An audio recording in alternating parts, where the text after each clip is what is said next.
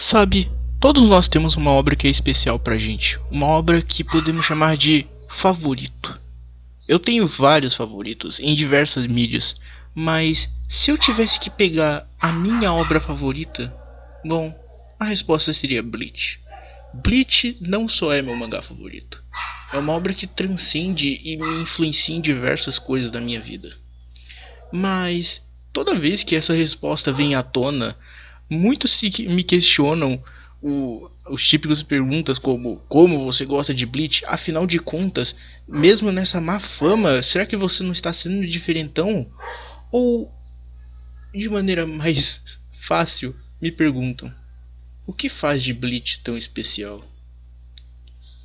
Sabe, essa é uma pergunta muito difícil. Existem diversos motivos do porquê essa é a minha obra favorita.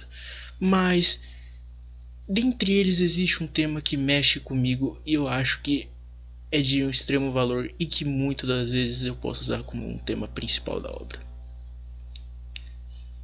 Bleach é sobre autoaceitação. Não só isso, mas é um dos temas.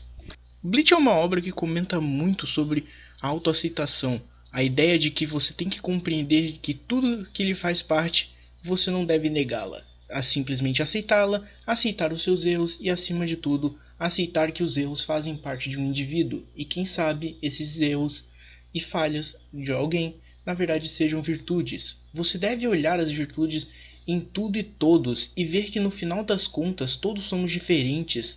Este mundo, no final das contas, por mais que tentemos ser o melhor de nós, nós sempre teremos falhas.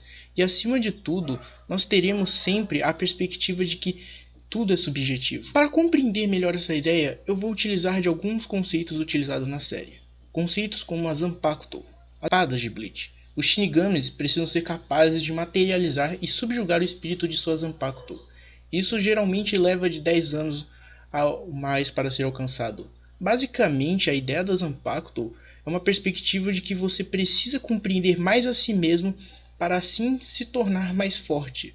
Uma perspectiva de que você precisa compreender mais sobre o indivíduo que você é e, acima de tudo, como você irá lutar, pois nem todos lutam igual. E entre os dois outros conceitos em Bleach são a Shikai, que num conceito é basicamente um aprimoramento de sua Zanpakuto, que literalmente a tradução de Shikai significa liberação inicial, e Bankai, que não existe exatamente uma tradução, mas de certa maneira pode ser lido como reintegração, de maneira traduzida. E uma das coisas interessantes da palavra Bankai é que ela possui um manji na sua escrita.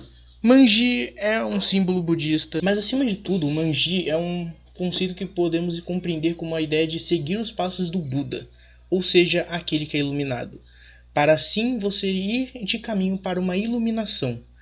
E a iluminação é uma perspectiva bastante interessante, pois em Bleach, essa ideia de autoconhecimento e de compreensão das falhas e para assim ver que o mundo é feito de diferentes perspectivas e assim você crescer e ver que a evolução a partir dos erros é muito mais importante do que a perspectiva de uma busca por perfeição a partir de você se tornar um ideal por si só e não ser um indivíduo.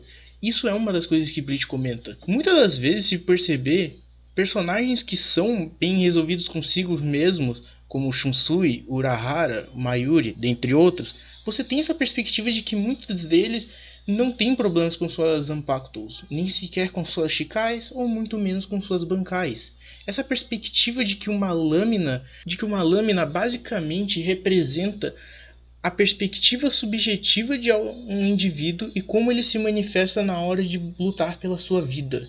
Essa perspectiva de lutas em Bleach é muito interessante, pois muitas das vezes em uma luta em Bleach nós não temos puramente aquele que tem um poder e aquele que tem outro, qual é mais forte, mas sim quem é mais resolvido consigo mesmo, quem tem um espírito mais forte, uma Heiatsu mais forte, uma perspectiva de autoaceitação e muitas das vezes de crescimento.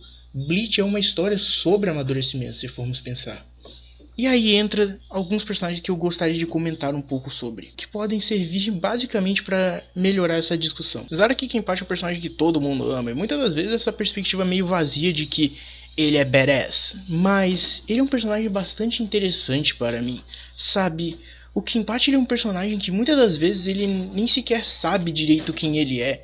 Ele é um garoto que veio do nada, não sabe direito nem qual é seu nome, teve que criar um para si. E é aí que vem uma questão interessante. Kenpachi nunca foi ninguém, mas sempre quis viver, sempre quis ser alguém. E a perspectiva de que Kenpachi é um cara que ficou tão forte que ao ponto de que quer ter valor na sua vida, então ele se limita para e sempre busca o oponente mais forte, é uma perspectiva de que o mesmo está sempre buscando adversidades para saber e autoafirmar que ele está vivo. Uma das coisas que é bastante interessante sobre o personagem é a sua relação com Yatiro. Yatiro, de início, era uma personagem que parecia que era só uma gag no mangá.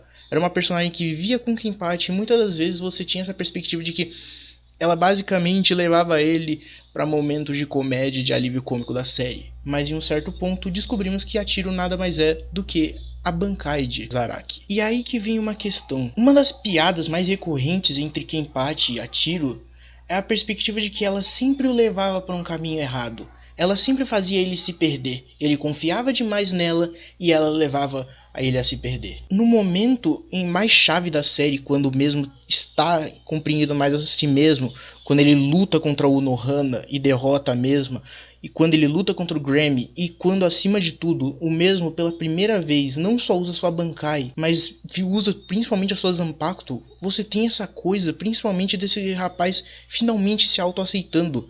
Esse cara que não sabia direito nem quem era, agora aceitando a natureza do mesmo de ser selvagem, a natureza do mesmo de adorar luta, de adorar adversidades em sua vida, pois é isso que ele faz vivo. Em um certo momento, no final de Bleach, nós temos um comentário de Kenpachi que o mesmo comenta que mesmo que Yatiro agora não está consigo, o mesmo não se sente mais perdido, o mesmo não se perde. E é isso que é fascinante, que é uma das fatores que mais me faz amar a escrita do Kubo, pois a mesma muitas das vezes é muito simbólica e poética.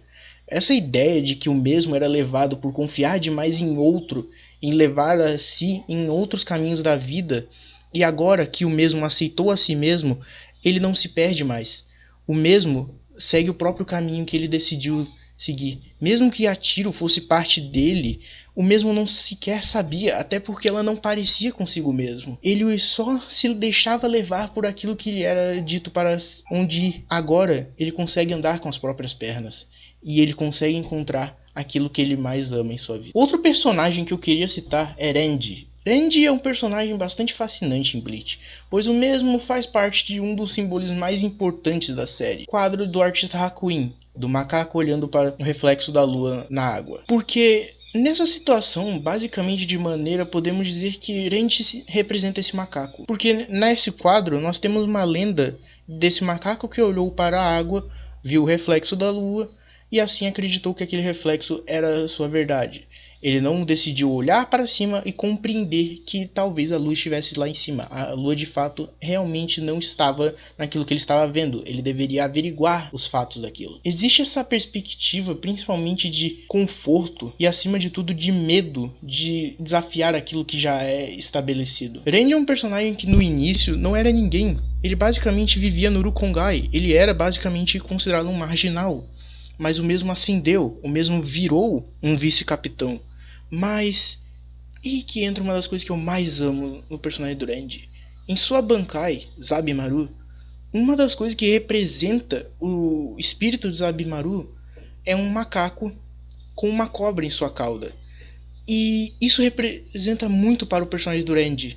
O Renji é um personagem que é um macaco, é um personagem que muitas das vezes viveu naquela zona de conforto e que foi muitas das vezes tratado puramente como alguém que não era ninguém, alguém que tinha menos valor. Mas a perspectiva de que Renji é um macaco, mas possui uma cobra grudada em si mesma, significa que essa cobra faz parte de si. Essa cobra representa muito daquilo que Renji faz consigo mesmo, se auto-sabota. Renji poderia muito bem olhar para as coisas, mas muitas das vezes o mesmo não decide atingir o objetivo, pegar com suas próprias mãos. E aí que vem uma questão. Tanto a Shikai quanto a Bankai de Renji, nós temos essa perspectiva de que Renji tem uma espada que basicamente se alonga. O mesmo não vai até o seu objetivo. Ele leva a lâmina até o objetivo, fazendo assim uma representação de como o Renji é um medroso. Renji se auto-sabota. Mas em um certo momento, no último arco, no Thousand Year Blood War, nós temos Rand tendo a sua Bankai quebrada. E no momento que ela foi reconstruída, nós não temos mais Rand tendo puramente uma lâmina que vai até o seu objetivo. Não, Rand possui essa cobra que faz parte de si mesmo. Ele auto-aceitou que o mesmo sempre se auto-sabotava. Mas Rand se aceitou como macaco. Rand agora possui uma mão quando faz sua Bankai. E quando vai em direção ao objetivo, ele usa sua própria mão. Rand agora não se auto-sabota. Rand vai em busca do seu objetivo. Diferente do macaco que se auto-sabotou na lenda, nós temos Rand representando alguém que cresceu, alguém que compreendeu as suas falhas, se aceitou aquilo que ele é. Sim, o macaco sempre foi ele, mas a cobra, que sempre falava para ele aquilo que ele auto-sabotava, também faz parte dele. E é isso que faz tão de fascinante o personagem do Rand. Mas existe um personagem que é mais fascinante do que todos os outros. Ichigo. Ichigo é um personagem que é muito fascinante pra mim. Desde o início do mangá, o mesmo é tratado como alguém que parece que está sempre negligenciando suas próprias emoções, sabe? E a perspectiva de que Ichigo, no final das contas, é alguém que não é completamente preconceituoso e que busca compreender a todos que o mesmo entra em contato, principalmente vindo do fato de que ele possui suas Zanpakuto sendo a Zangetsu, basicamente numa tradução literal seria a cortadora da lua. Nós temos essa perspectiva de que Ichigo, na verdade, é um personagem que busca compreender as outras pessoas, compreendendo as verdades subjetivas de que cada um possui. Até porque a lua, no budismo, é um símbolo de verdade. Então, essa perspectiva de que Ichigo está cortando as diversas verdades e, acima de tudo, chegando às diversas verdades subjetivas de cada um que o mesmo entra em contato, é isso que faz dele forte. Mas existe um problema. Ichigo pode compreender e aceitar os outros, mas ele não aceita a si mesmo. A questão é, nós temos em Ichigo dois personagens que fazem parte de Zangetsu. O Zangetsu, que se parece com Yhwach, que posteriormente descobrimos que representa a parte Quincy de Ichigo, e outro que é o Zangetsu, que é o Hollow, que também faz parte de Ichigo. E uma coisa que sempre me fascinou é que muitas das vezes o Ichigo conseguia se relacionar facilmente com a parte de Zangetsu que se parecia com Yhwach. Afinal de contas, Yhwach não se parece com o externo de Ichigo. Ele não possui aquela mesma aparência do garoto, então ele conseguia ouvir os conselhos daquele. Em contrapartida, quando o Hollow se parece com o Ichigo, o mesmo não o aceita. Muitas das vezes ele luta puramente apenas com o Hollow porque ele não aceita que aquilo é parte dele. E muitas das vezes você tem essa perspectiva de que o Ichigo não sabe que o Hollow na verdade é ele. Porque existe essa coisa até interessante de que quando você olha para alguém lhe dando conselhos, você consegue ouvir aquilo, mas quando é alguém que se parece com você externamente e muitas das vezes quer falar sobre quem você é, você talvez não aceite, porque você acha que você está sempre sabendo de tudo sobre você mesmo, mas inconscientemente nem sempre sabemos. E aí entra uma questão.